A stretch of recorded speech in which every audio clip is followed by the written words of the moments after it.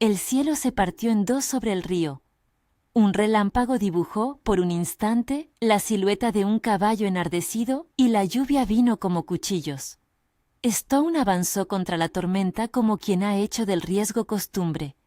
La silla apretada contra las costillas, las manos rasposas sujetando las riendas de Trueno. No iba buscando nada salvo un techo seco y una noche sin historias, pero el agua no pregunta por planes. La corriente rugía con hambre, trozos de rama y barro flotaban como esqueletos de barcos rotos. Entre los remolinos algo se agitó, un pañuelo, una cabellera oscura, una figura que la furia del río arrastraba. Stone no lo pensó, saltó de la montura y hundió las botas en la orilla, la ropa pegada a la piel, el frío lacerándole los huesos. Trueno relinchó, inconforme, pero se quedó. El caballo conocía a su hombre. El rescate fue puro instinto. Stone clavó la bota en una piedra, buscó el equilibrio en la corriente que quería partirle los tobillos y extendió las manos. Encontró una muñeca fría, dedos que se aferraban con fuerza a un pedazo de corteza. La mujer que sacó del agua tenía la cara estrecha, llena de barro y hojas, ojos que no entendían todavía que estaban vivos.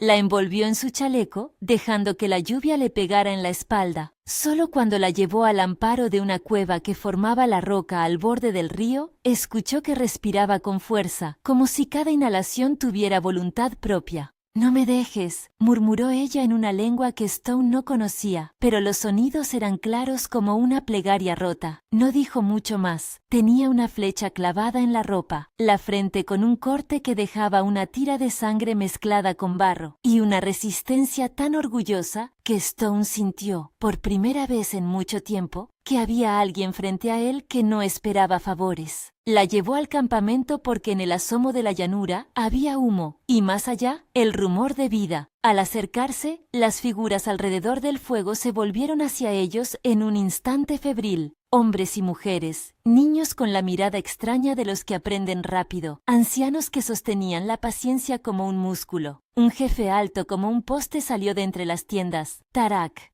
Su rostro era un mapa de cicatrices y decisiones, sus ojos dos carbones que miraban con juicio, no con sorpresa. La lengua que hablaba la mujer, Chenoa, supo Stone cuando alguien la nombró, era el nuevo camino que tendría que aprender, o al menos, las palabras necesarias para sobrevivir. Tarak observó el cuerpo empapado, la barbilla levantada, y vio, quizá antes que nadie, la estatura de la ofensa que la tormenta había intentado infligir. No era solo la fuerza de la naturaleza, había huellas de mano, marcas que insinuaban que Chenoa no había sido arrojada al río por azar. Stone, que guardaba pocos juramentos pero todos sus gestos eran francos, no explicó. Dejó que Tarak hiciera preguntas y aceptara respuestas. La ley que regía aquel campamento, la ley del campamento, que no era historia escrita sino hábito y pacto, exigía una elección cuando un extranjero había dado salvación a una mujer. El salvador podía quedársele atado por lazos de responsabilidad o podía marchar libre. La palabra usada por los ancianos fue más suave de lo que Stone esperaba, algo así como elección impuesta. No era literal obligación, discrepó su conciencia, sino una tradición que pesaba como una sombra sobre los ofrecimientos.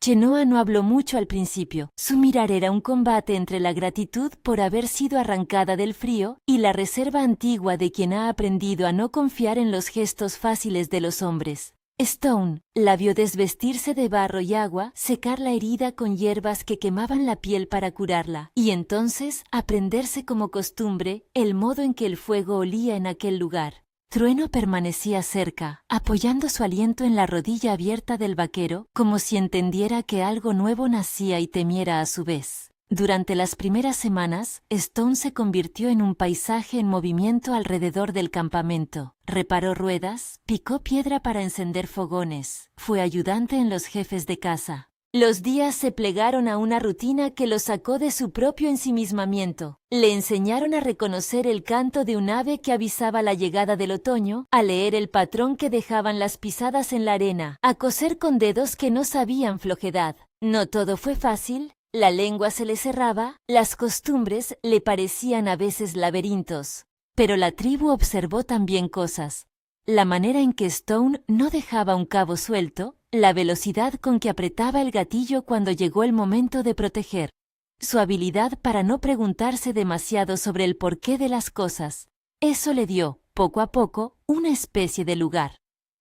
No todo el mundo lo aceptó al principio. Hubo dudas, miradas que buscaron en su pasado alguna chispa que lo delatara. Sin embargo, cuando los cazadores, hombres curtidos y con una sonrisa llena de filo, trazaron una emboscada en la linde de la llanura, Stone fue quien respondió con decisión. Llegaron al anochecer, sombras que se arrastraban entre los arbustos con cuchillos humedecidos y ojos que olían a saqueo. Las lanzas en el campamento se alzaron como hierba ante el viento. Stone supo, en el instante en que el primer grito cortó la calma, que no había lealtad tan fácil como la que se prueba con sangre en las manos. La batalla fue corta y feroz. Trueno sacudió su lomo, corriendo entre chozas y pavesas, mientras Stone ofrecía su cuerpo a la defensa. No era heroísmo noble, sino una suma de reflejos. Proteger a los niños que chillaban, cubrir a una mujer que caía, lanzarse donde el peligro era más acuciante. Al amanecer, el polvo se asentó sobre los cuerpos. Algunos hombres del bando atacante quedaron tendidos lejos y la sangre apareció en parches discretos que el sol no quería mirar. Los mayores del campamento guardaron en silencio el resultado. La victoria fue medida y amarga. Tarak miró a Stone con una gravedad que no distrajo a la gente. Ante la pequeña asamblea junto al fuego, ofreció palabras que sonaron más bien a reconocimiento que a benevolencia. Has defendido lo que te acogió. Stone, que no buscaba halagos, sintió en el pecho algo como un puente que se hacía firme. El gesto de Tarak fue simple, dar la bienvenida no como favor, sino como un contrato tácito. Más tarde, en la noche, encendieron una ceremonia pequeña. No fue una boda al uso de las novelas, sino un entrelazamiento de gestos, el intercambiar de mantos, la promesa más discreta de cuidado. Stone puso su mano sobre la de Chenoa, y por un momento todo lo demás, la llanura, la humedad, la lluvia que aún canturreaba en los bordes de la tienda, fue desplazado a un segundo plano. Se dijo, en voz baja, y como para que no se rompa, que había encontrado un hogar. No era una certeza. En Stone, las certezas eran costumbres toscas, de las que rara vez dispuso, pero la tribu le ofreció lugares en los que respirar, un rincón junto al fuego, un puesto en las partidas de caza, el permiso de compartir el pan.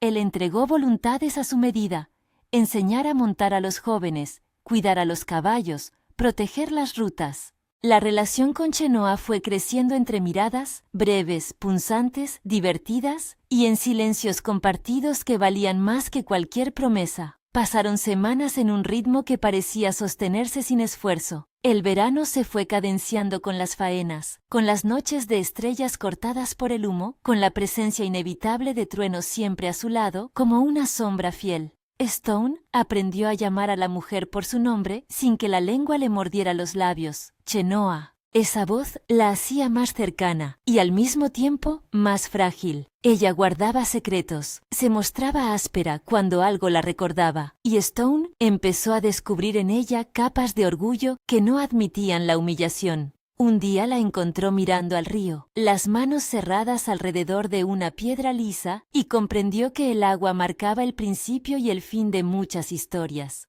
En esa calma apareció la discordia como una piedra lanzada a la superficie. Primero, una corriente pequeña de comentarios. Luego, una conversación que se volvía cuchillo. No eran invasores con antorcha ni soldados de pantalón pulcro. La herida vino del interior. Fue en la víspera de la cosecha, durante la gran mesa comunitaria, cuando la tensión se abrió. El campamento celebraba la abundancia: maíz, carnes ahumadas, tambores. La música hacía vibrar los huesos y las hogueras lanzaban sombras largas sobre los rostros de la gente. Entre los asistentes había visitantes de paso, cazadores que se detenían para vender pieles o para buscar oportunidades. Uno de ellos, un hombre con una cicatriz que le cruzaba la mejilla como una risa tallada en piedra, lo llamaban Cair, bebió más de la cuenta. Sus formas eran las de alguien a quien la violencia no lo sorprendía, y en su cansancio etílico buscó un blanco fácil para demostrar su superioridad.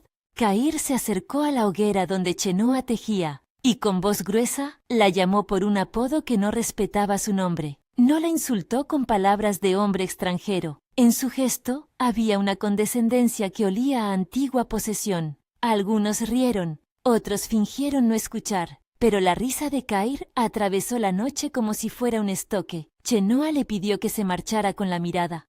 Cair, en su exceso de odio disfrazado de gracia, hizo un gesto que fue tanto burlón como humillante. Arrancó el pañuelo que ella llevaba sobre la cabeza, más que un trozo de tela, una costra de intimidad, y lo arrojó al suelo, pisoteándolo con el talón. El silencio que siguió fue abrupto, como si el fuego hubiera contenido el aliento. No fue un insulto físico, pero la manera en que la tela golpeó el polvo fue un golpe directo a la dignidad. Chenoa dejó de tejer. Se levantó con la calma de quien sabe que todo lo que viene después depende de un acto sencillo: recuperar el paño o dejar que la afrenta permanezca. Sus ojos se llenaron de una calma que era, en realidad, una tormenta lista para estallar.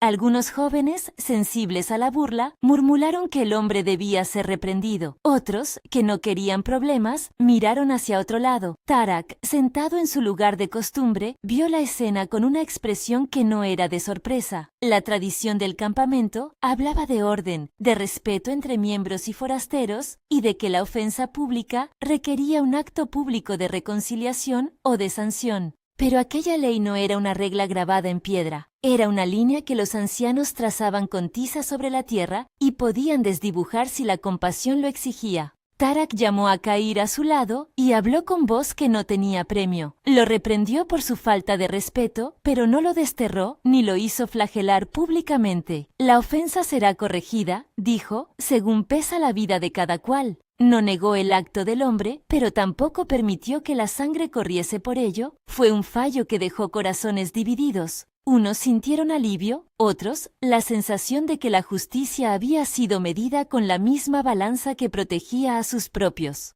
Chenoa, por su parte, guardó silencio. Esa noche, como si el gesto le hubiera quitado una capa de piel, se retiró a su tienda. No habló con Stone, aunque él se quedó junto a la entrada hasta que las brasas no tuvieron más que dar. La humillación no era algo que se curara con palabras, era una mella en la carcasa de su orgullo. Stone sintió, por primera vez con claridad, que la ley del campamento podía ser una defensa o una prisión. Había aprendido a respetarla. Ahora la veía como una mano que, a veces, apretaba demasiado. Cuando la noticia se propagó por el campamento, como todas las noticias que humillan a alguien que se respeta, las reacciones fueron distintas. Las mujeres mayores hablaron a media voz sobre la dureza que la vida forja. Los jóvenes expusieron la bronca como una llama nueva. Hubo quien pensó que la cuestión debía resolverse con un duelo entre hombres, una forma de medir ofensa con sangre propia. Otros propusieron que Cair fuera obligado a pedir perdón públicamente, que se humillase por lo que había hecho. Tarak, con su vuelo de hombre que ha visto demasiadas temporadas, ordenó prudencia. Explicó que la ley no podía retorcerse a voluntad por un arrebato y que el correcto proceder sería que el agresor reconociera su falta y que la tribu decidiera la reparación.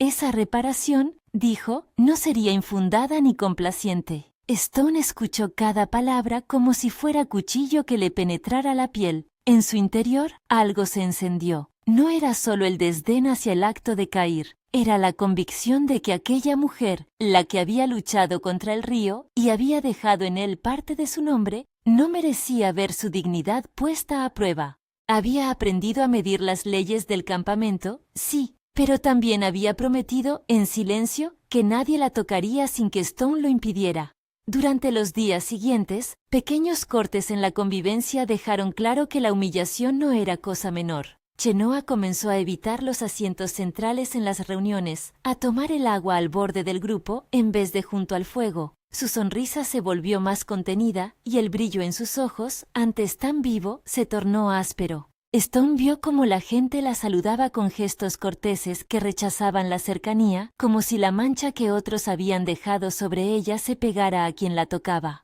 La tensión creció hasta encontrarse en la plaza central, en un mediodía donde el sol castigaba la frente y las moscas se atascaban en las sombras. Cair fue convocado por Tarak. Ante la gente, se esperaba algo que cerrase la herida, un reconocimiento, quizá una penitencia humilde. Cair, que debía medir su destino con palabras, respondió con una disculpa a medias, sobeando su orgullo como si pudiera disimular una herida con otra. Dijo que la bebida lo había llevado a la osadía, que lamentaba el gesto, pero su mirada no acompañó las palabras, seguía burlona, y algunos pensaron que la disculpa no era más que una coartada para mantener la máscara. Entonces, en el instante que podía haber sido la reconciliación, un joven guerrero, uno de los más nuevos, de corazón fácil y sangre caliente, se interpuso. Sus palabras fueron un latigazo. Si tu pena no toca su honor, tu pena no vale. Gente susurró. Tarak se interpuso, pero el clima se había vuelto inestable. Chenoa, en un movimiento lento como quien decide no ofrecer más espectáculo, recogió su pañuelo y lo colocó en la mano de Cair. No pidió nada, le ofreció el poder sobre la propia afrenta. Fue un gesto tan noble como un golpe al pecho de los desesperados. Cair, en el rostro, pareció enrojecer por un instante. La posibilidad de humillación pública, de quedar despojado de su propia imagen de macho, hizo que su sangre se calentara. Pero la prudencia ganó. En silencio aceptó el pañuelo y se marchó. El momento que debía reparar la ofensa resultó a medias. Una parte del campamento sintió alivio. Otra parte, una rabia comulgada entre miradas de fuego. Para Stone, el efecto fue diferente. La gratitud de Chenoa por no crecer la afrenta se mezcló con una cólera que no pudo contener. Había aceptado las normas de aquel lugar. Había pagado con su trabajo y su silencio. Había, como todos allí, probado la ley. Pero también había una frontera que no estaba dispuesto a ver vulnerada. La dignidad de la mujer que le había sido confiada por la corriente. En su pecho se formó una voz interna que le dijo en un tono que no toleraba réplica. Si no la defiendes, te deshonras a ti mismo. Pasaron noches en las que Stone no durmió. Se veía a sí mismo cumpliendo lo que la tradición pedía: esperar, respetar, no traspasar. Y a la vez se veía a sí mismo rompiendo ese pacto por una defensa que sentía como deber. No era una postura lógica, era un fuego visceral. En la soledad de su ración junto a Trueno, la decisión se le hizo tan pesada que le costaba respirar. Si protegía a Chenoa de una forma abierta, que contraviniera la voluntad de Tarak, podía ser desterrado, ejecutado o algo todavía peor para su futuro, la pérdida de todo lo que ya había ganado, incluida la mujer. Si guardaba silencio, la herida en ella se haría más profunda. Entre ambas opciones, la traición comenzó a dibujarse como un único camino plausible. No fue una ceguera repentina, sino un acúmulo de pequeñas resistencias. La mirada de Chenoa, retirada desde la noche de la ofensa. La indiferencia educada de algunos ancianos. La respuesta tibia de un sistema que prefería la estabilidad al dolor de una persona, hace que la cólera de Stone se solidificara. Pensó en los cazadores que llegaron una vez y en cómo por su causa había tenido que manchar sus manos. Pensó también en el río que lo trajo hasta ella. Un accidente no podía decidir su destino. La historia que ahora sostenía en su pecho le pidió una reescritura. Esa misma noche, Stone se levantó y caminó entre tiendas. La luna era un cuchillo que se había vuelto blanco. Pasó por donde los ancianos dormían, por donde los jóvenes miraban las brasas, hasta llegar a la tienda de Tarak. No necesitaba hablar. Lo que buscaba era medir la sombra que un jefe podía proyectar sobre el mundo. Tarak lo recibió sin sorpresa, como si supiera que el vaquero venía con cosas pesadas en la mochila. «No quiero que te vayas», dijo Tarak con voz apagada. «No por mí ni por la tribu. No quiero perder a quien ha dado su sangre por nosotros, pero las leyes sostienen más que a un individuo, Stone. Sostienen nuestro tejido». Stone no replicó enseguida. Recordó el río, la fuerza que le arrancaba nombres, y el instante en que había levantado la mano y había prometido cuidar. Tarak no lo miró como a un extraño, lo miró como a alguien que aún no entendía la profundidad de sus propias decisiones. «¿Qué quieres que haga?», preguntó Stone, al fin, con la voz dura por la contención. «No me enseñaste a medir la justicia con la misma tiza de siempre. No puedo ver a Chenoa consumirse porque la ley no alza su mano cuando es menester». Tarak suspiró, y en el corto silencio hubo un peso de años. Finalmente dijo: «Puedes pedir que la tribu haga justicia, puedes hacerlo dentro de los cauces, o puedes actuar. Pero cuando actúas por fuera del pacto, te arriesgas a perder aquello por lo que has peleado». Las palabras de Tarak no le servían de bálsamo. Lo único que sentía Stone era la multiplicación de los rostros que le importaban: Chenoa, Trueno, los niños que lo miraban con esperanza. La ley que lo había acogido podía, en el acto de proteger, convertirse en la jaula definitiva, y en su pecho la idea de traicionar esa ley empezó a tomar forma precisa. Si la justicia del campamento no respondía, él debía responder fuera de ese margen. A partir de ese punto, se abrieron posibilidades en su mente que siempre había reprimido. Buscar a Kair cuando estuviera solo, obligarlo a pedir perdón de verdad, descubrir quién le había incitado a la burla y forzar una reparación. O en un movimiento más oscuro, revelar una falta que otros preferirían callar para empequeñecer al hombre que se había atrevido a humillar a Chenoa. Cada opción tenía un costo, y Stone los calculaba como quien mira un mapa de ríos que conducen a trampas. A la mañana siguiente, el campamento parecía igual. La vida continuaba en su adhesión a la calma, pero para Stone todo había cambiado de color. Miró a Chenoa a la distancia. Ella estaba concentrada, sus manos firmes en la labor de preparar cuerdas. Su rostro mostraba la misma nobleza que había visto al rescatarla del agua, pero ahora una sombra lo cubría. Stone comprendió que aquel refugio que había encontrado no sería seguro mientras la afrenta quedara sin ajuste real. Y comprendió también que, si elegía la vía de la ruptura, pagaría un precio que no era solo suyo. Decidió, en la soledad de una noche sin estrellas, que no se podía contentar con medias verdades. Pero, la determinación inicial no era una hoja en blanco. Era una herida abierta que necesitaba cicatrizar con una respuesta definitiva. Iba a trazar un camino que rompería la frágil armonía del campamento. No logró, en esa vigilia, ver con claridad si lo que haría sería defensa o venganza. Lo único que sabía era que la humillación de Chenoa lo había colocado en un cruce donde la lealtad debía medirse con una moneda que no tenía margen, el corazón.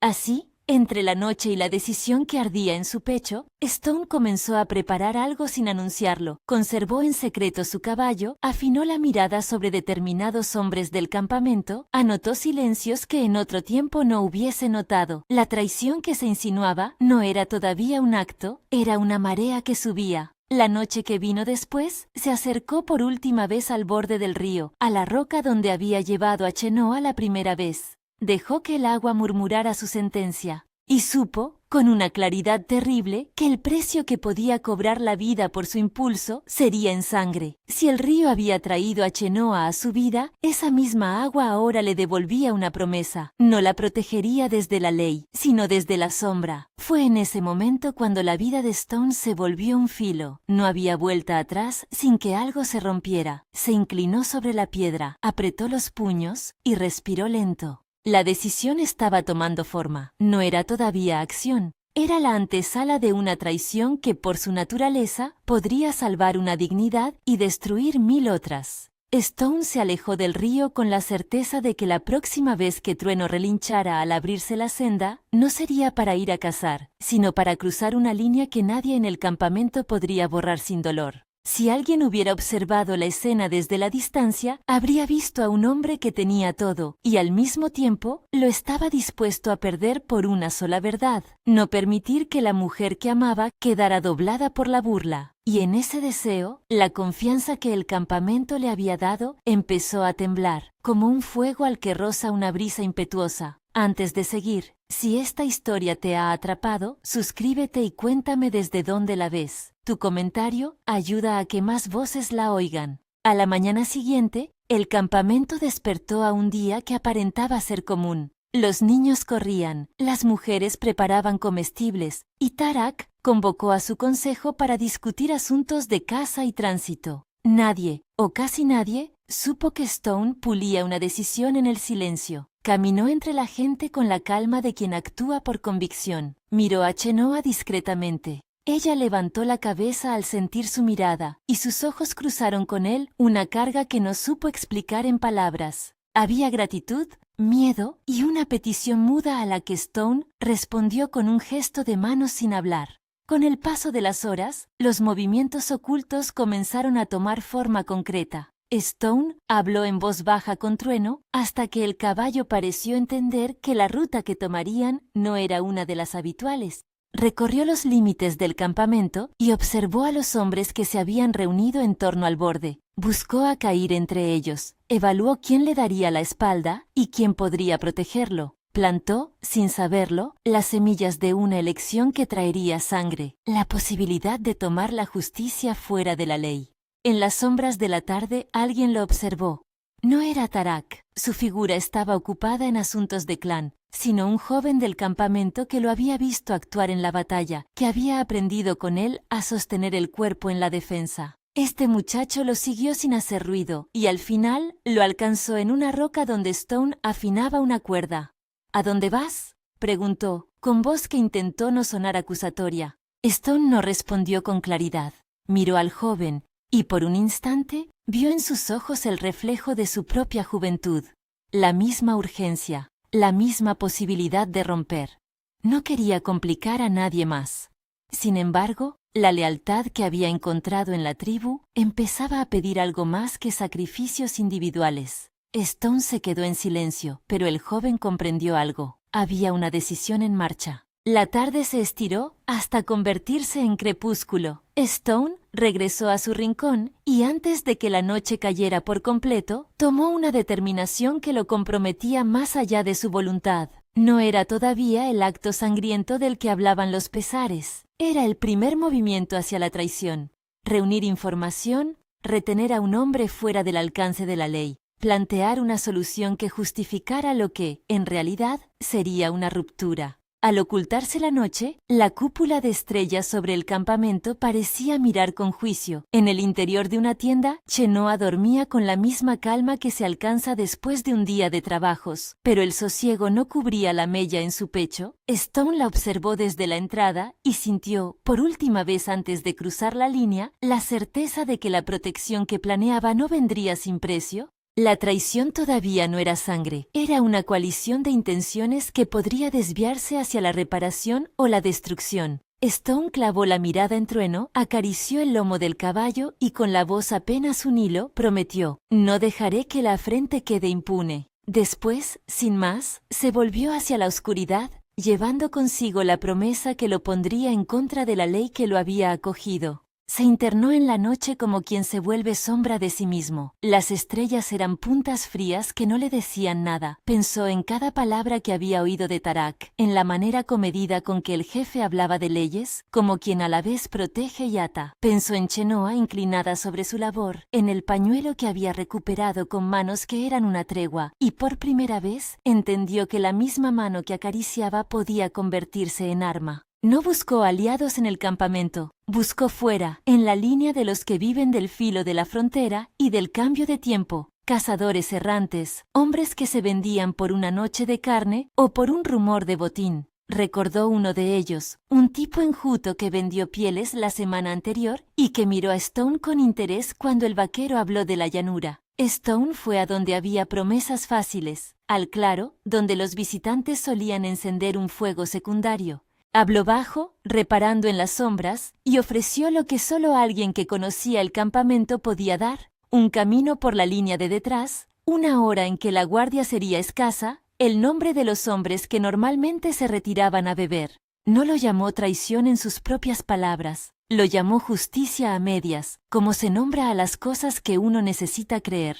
Dijo que no deseaba sangre, que quería solo que Cair sintiera lo que había hecho. Pidió una afrenta que devolviera la dignidad a Chenoa. No midió la voracidad de los que aceptaron. Los hombres del exterior huelen venganza como huelen piedras. Nunca la regresan limitada. Le prometieron a Stone que harían lo que él pedía. Le prometieron más. Stone volvió al campamento con la impresión equivocada de que controlaba el mapa de su propio gesto. Trueno caminó a su lado como siempre, sin preguntar. El caballo conocía al hombre, pero no juzgaba sus sombras. Al despertar la luna, Stone estuvo una vez más junto a la roca del río, tocó la superficie donde una vez había vuelto la vida de Chenoa y sintió el frío de la decisión curvándole la espalda como una marea. La noche que siguió fue de una calma anómala. El campamento dormía con un respirar desigual, como si todo estuviera conteniendo el aliento. Stone se quedó despierto, viendo las caras de algunos hombres que roncaban, escuchando el leve roce de una lona. Pensó en volver atrás, en decir que no, en confesarle a Tarak la intención equivocada. Pensó en todo eso, y sin embargo, fue la ira la que cerró su boca. Si la ley no podía agarrar lo que a su juicio debía ser protegido,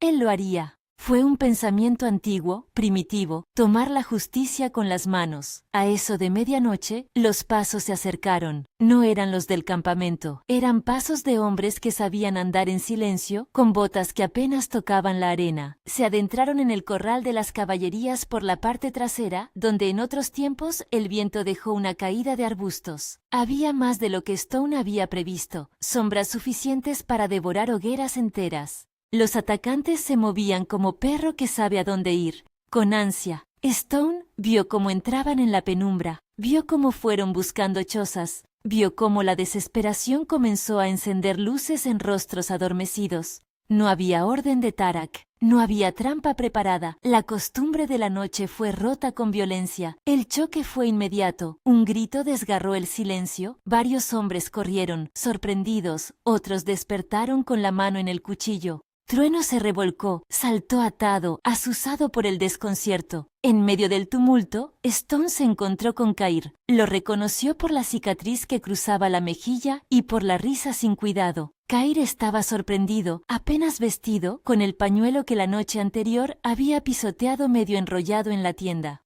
Stone pensó que aquel sería el acto que necesitaba, que en un encuentro cerrarían la afrenta. Pero la escena no fue limpia. Había muchos atacantes. La violencia no guardó medidas. Kair, confuso, intentó forcejear. Stone lo empujó más por impulso que por plan. El choque fue breve y terrible. Una sombra tiró de Kair hacia atrás. Alguien dio una voz de mando, y la sangre vino antes de que Stone pudiera medir su culpa. No vio la cara del hombre que clavó el puñal en Kair. Lo vio arrodillarse en barro y pensar, por un tiempo que parecía eterno, que su mano había querido solo eso, la reparación del honor. Cuando Kair cayó, hubo un susurro que fue a la vez triunfo y aviso. La sangre quedó en la tierra como un mapa de mala voluntad. Stone, con las manos temblorosas, sintió cómo la realidad se cerraba en torno a él. No había ni tiempo ni lugar para palabras. El ataque continuó. Bandoleros y visitantes se mezclaron con algunos que, en la oscuridad, tomaron la oportunidad para llevarse lo que quisieron. La pelea fue corta pero intensa. Las hogueras se apagaron a golpes, las chozas se llenaron de voces que pedían auxilio, y la noche completa se rompió en fragmentos de luz y sombra. Stone, entre la confusión, trató de limitar el daño. Empujó a un atacante de una madre que sostenía a un niño. Colocó su cuerpo entre un hombre y una mujer que quería huir. Fue en esos instantes cuando comprendió la magnitud de su error. Había llamado a la destrucción y ahora intentaba acotarla. Pero la violencia se propaga como una mancha de aceite. No acepta costuras. Cuando los primeros rayos amenazaron con romper la negra cúpula, las voces de los atacantes se alejaron levando lo que pudieron. Dejaron un campamento que olía a humo y a cosas rotas. Había cuerpos en el suelo, no todos enemigos. Algunos no habían vuelto a levantarse. Una mujer que había reído la víspera, la misma que había tratado de cantarle a los niños, estaba tendida, con la boca abierta en un gesto que parecía pedir perdón. Un joven que Stone había enseñado a montar no respiraba. Una anciana que curaba con hierbas no volvería a levantar la jarra del agua. La sangre brillaba en las telas y en las palmas como una verdad que no se puede negar. En medio de ese paisaje de caída, donde el dolor tenía nombre propio, se abrió la nueva herida. La certeza, lenta y terca, de que Stone había llamado a quienes atacaron. Algunos rastros y huellas, simples como un paso imprudente en la arena, y marcas de herraduras en una salida poco usada, fueron suficientes para que ojos atentos sospecharan. Alguien habló bajo, y la voz se corrió como un velo. ¿Quién salió de noche? No hubo mucho que esconder. La traición no necesitó esclavos, los hechos la mostraron. Tarak no había participado en la defensa inicial. Lo encontraron rodeado de hombres que limpiaban heridas y contaban cuerpos. Caminó entre las tiendas con la gravedad de quien ve morir algo que ha protegido toda la vida. Cuando se le dijo lo que se murmuraba, el jefe no lo replicó en ira. Caminó hasta donde Stone estaba apoyado en el costado de una tienda, con las manos manchadas de barro y sangre que no podía lavar por completo. La noche le había dejado en la cara una palidez de juez. ¿Lo hiciste?, preguntó Tarak, sin levantar la voz. Stone no encontró excusas. Tenía la culpa como un hierro en el pecho. Miró a Tarak, y en esa mirada quiso ver si había todavía un lugar donde dejar la vida. No lo hubo. Lo hice, dijo con la voz gastada. Pensé que sería una manera de obligar a que la ofensa se cerrara. No pensé en esto. La expresión de Tarak fue una mezcla de dolor y de algo que no admite marcha atrás. La traición no fue un gesto de espectáculo, fue la precisión de la ley que había prometido sostener el tejido de la tribu. Tarak no quiso palabras. Llamó a su consejo. La asamblea fue austera y necesaria. No hubo deseo de venganza en el aire, sino la necesidad de sostener lo que quedaba. Los ancianos hablaron de la ley del campamento como de una cuerda que, si se rompe, arrastra a todos. Chenoa no estuvo en el recuento. No se sentó con la gente. Se quedó apartada. Su figura al borde de la sombra, con la mirada que antes hablaba y que ahora guardaba silencio. Había dolor en ella que no pedía escena. Había en su gesto una comprensión más allá de la rabia. Sabía, sin que nadie lo dijera, que la agresión había sido doble. Primero la burla y luego la violencia que había seguido. El precio era compartido. Stone fue confrontado con hechos y preguntas que no admitían atenuantes. No negó su acción. Explicó la secuencia sin pedir clemencia. Dijo que su intención fue reparar, que había querido que Kair sintiera el peso de la afrenta.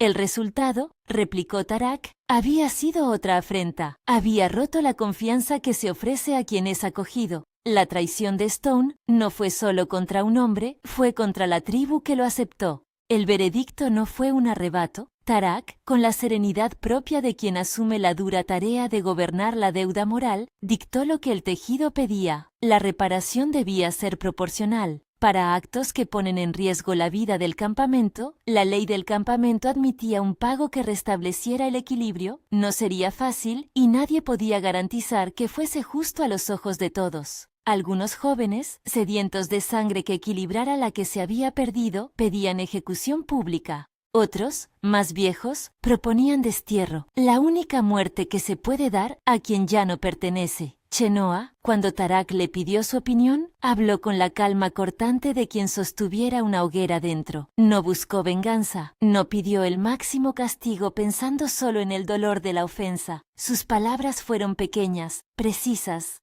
Él rompió la ley que nos protegía, ha matado con su mano o con su intención. Lo que pido es que la tribu no se rompa por ello. Sus ojos no buscaron a Stone. Lo que pidió fue un cuidado para los que quedaban. Stone escuchó, y en cada palabra sintió cómo se deshilachaba aquello que había ganado con tanto esfuerzo. No era solo castigo, era la demostración de que una traición deshace lo que la lealtad construye. Fue uno de los ancianos quien, con voz temblorosa, dijo que la ley permitía una última opción. El que traiciona podía ofrecer su propia vida para que el tejido volviera a tensarse. No era una solución sin costo. Era la clase de resolución que no cura lo roto, pero lo reconoce. Stone negó dar la vida como pago, no por cobardía, por la certeza de que su muerte no devolvería a los vivos. Pero la tribu necesitaba un acto que cerrara la herida pública y el conflicto interno. Se instituyó entonces una decisión difícil.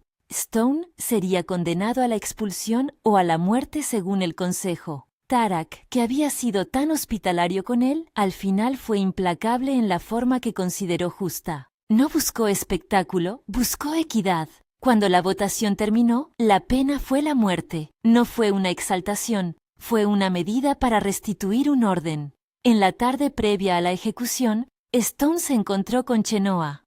Ella estaba sentada en la orilla del río, con las manos entrelazadas y los ojos fijos en el agua que iba y venía sin consolar a nadie. Trueno pastaba a la distancia, su aliento una nube blanca en el aire fresco. Stone se sentó sin decir palabra. La cercanía era una condena que ninguno de los dos buscó evitar. No te pido perdón porque sé que eso no borra lo que hice, musitó Stone. Solo quiero que sepas que no lo hice por desprecio, sino porque no supe otro modo. He pagado con lo que tuve, mi honor, si eso vale. Chenoa lo miró. En su rostro no había rastro de la mujer que se dejó sacar del río con manos torpes. Había la marca de la ofensa y la forma que la violencia imprime en la dignidad. Sus ojos se suavizaron por un minuto, pero no por él. Tus manos llevaron la reparación a la destrucción, dijo. No puedo decir que no hubiera querido defensa, pero la defensa no puede ser fuego que consume la casa entera. Los muertos no vuelven con justificaciones. Stone sintió en su garganta la aspereza de la palabra que no podía pronunciar. Arrepentimiento. Quiso inclinarse y pedirle que lo mirara, que entendiera que lo que sentía no era vanidad, sino un amor torcido que había querido protegerla a cualquier precio. Chenoa no se levantó. Al lado, un niño que corría en la orilla encontró una rama y la dejó sobre la piedra. Su inocencia era más clara que cualquier sentencia. La mañana de la ejecución fue fría. No hubo gritos ni espectáculo. La tribu se reunió con la dignidad de quien entierra algo que considera necesario. Tarak estuvo presente, su figura más pequeña de lo que Stone recordaba en la noche de su llegada. Cuando la sentencia se hizo efectiva, no hubo violencia para apagar el juicio, la muerte vino como un punto final que nadie celebró. Stone fue atado y llevado a la misma roca donde una vez levantó a Chenoa del agua. La ironía fue un filo frío en la boca de todos. Antes de que la ejecución se consumara, algo llegó como un rumor. Uno de los hombres que habían atacado esa noche, un rastro vuelto a la zona, fue visto regresar con refuerzos. Habían sido múltiples, y siempre existe la posibilidad de retorno cuando hay botín de por medio. La noticia hizo que los presentes dieran un paso atrás. La tribu, herida, se preparó para enfrentar lo que quedaba de quienes habían venido atraídos por el caos. En ese instante final, algo cambió. Stone, que ya había resignado su vida, vio la posibilidad de conjurar una última reparación no pactada por la ley, enfrentar a quienes aún amenazaban. No lo hizo para limpiar su nombre, lo hizo porque comprendió que la sangre de los que había perdido necesitaba, siquiera, una protección para los vivos. Lo hizo como quien trata de poner su cuerpo entre la mancha y la hoguera. Tarak no lo detuvo. Tal vez creyó que dejar que el hombre eligiera su final sería una forma de verdad. Stone tomó su caballo y con pasos que fueron más torpes por la emoción que por la fatiga, salió a la llanura. Trueno respondió a la voz breve y al tirón de estribo. No fue un acto de heroísmo épico. Fue un hombre que, comprendiendo la magnitud de su error, decidió que la última moneda que podía poner en la balanza fuera su propia carne. Se fue en la dirección de los rastros de los atacantes. La batalla que siguió no fue una escena de epopeya. Fue un mano a mano sin margen, donde Stone batalló con la torpeza del que sabe morir. Mató a algunos, detuvo a otros, y encontró finalmente a los que habían venido a saquear. No pudo salvarlo todo.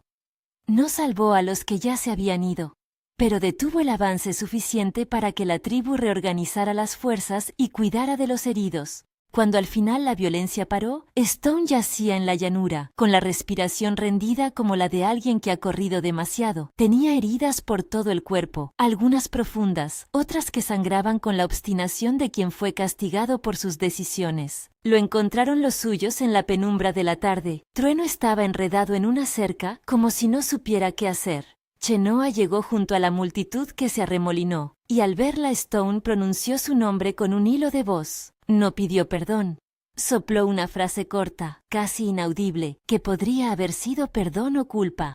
Tarak se arrodilló junto a él. No había triunfo en su gesto. Tocó la frente húmeda de Stone con la distancia del que sabe que la redención no borra. En la mirada de Tarak hubo algo que Stone no alcanzó a desentrañar. Condena, sí, pero también la comprensión de que la vida es entramado de errores y decisiones. Stone murió sin grandes palabras, sus ojos se cerraron con la calma de quien por fin se ha rendido. No hubo música triunfal, solo el murmullo de la gente que recogía lo que restaba. La sangre que emanó de su cuerpo no fue lujuria visual, fue la marca concreta de lo que significa pagar. La tribu enterró a los suyos, y Stone fue colocado apartado, no en el centro de la aldea, sino en un borde, donde la roca y el río se juntaban. Fue un lugar que no quiso ser homenaje.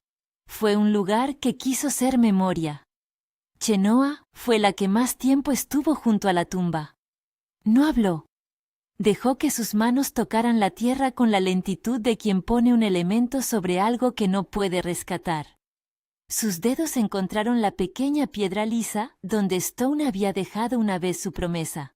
Tomó esa piedra y la dejó en la tumba sin mirarla. Hizo un gesto que no fue ni perdón ni acusación.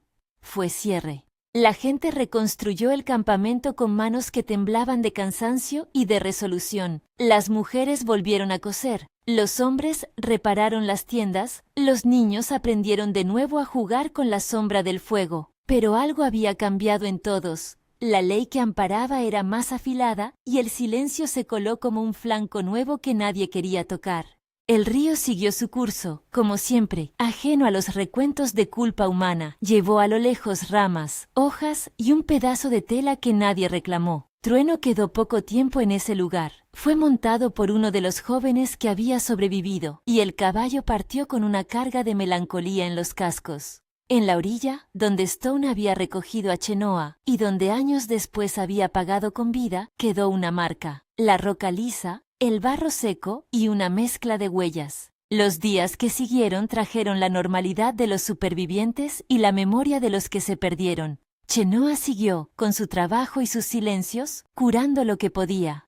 Tarak volvió a su lugar junto al fuego, con la responsabilidad intacta y la certeza de que la ley debe, en ocasiones, quitar y dar. La tribu continuó con la vida que siempre encuentra maneras de seguir. Pero en las noches, algunos se acercaban a la orilla del río y miraban la corriente con una nueva atención. El agua parecía, a veces, devolver las cosas de una manera que nada puede ordenar. A veces traía flores, otras veces ramas, y otras, simples reflejos de nubes que se disolvían. La historia de Stone no se transformó en leyenda de redención fácil. En los relatos que contaron al calor de las hogueras, se intercaló la verdad sin maquillaje. Un hombre que salvó a una mujer y fue acogido. Un hombre que, herido por la falta de justicia, tomó una decisión que rompió el tejido. Un hombre que pagó con su sangre y en el pago encontró una suerte de cierre que no pudo reparar lo roto. La pregunta quedó, como todas las preguntas que no admiten respuestas contundentes: ¿qué pesa más, la intención o el efecto, la defensa del honor o la obediencia a la ley que hace posible la comunidad? Chenoa, una tarde fría, fue al río sola. Se detuvo en la roca donde una vez fue salvada, puso la mano en la piedra y dejó que el agua lavara, por unos minutos, las huellas de un pasado que no podía rehacer. Miró el lugar donde fue enterrado Stone, y en su mirar no hubo ni triunfo ni derrota. Había una aceptación que costó, una forma de llevar la memoria sin celebrarla. El río, al final, sigue su oficio, devuelve y lleva sin preguntar. A veces, cuando las nubes se juntan y un relámpago corta el cielo, la llanura recuerda que las decisiones que se toman en la noche pueden regresar con la fuerza de la tormenta. Y en el borde del agua, donde las voces se repliegan, queda el eco de un hombre que traicionó lo que lo acogió por defender aquello que amaba y que pagó el precio con sangre. Queda la pregunta, que se sostiene en la boca del viento. ¿Hubieras hecho lo mismo tú? Si esta historia te ha movido, suscríbete y cuéntame en los comentarios qué habrías hecho en el lugar de Stone.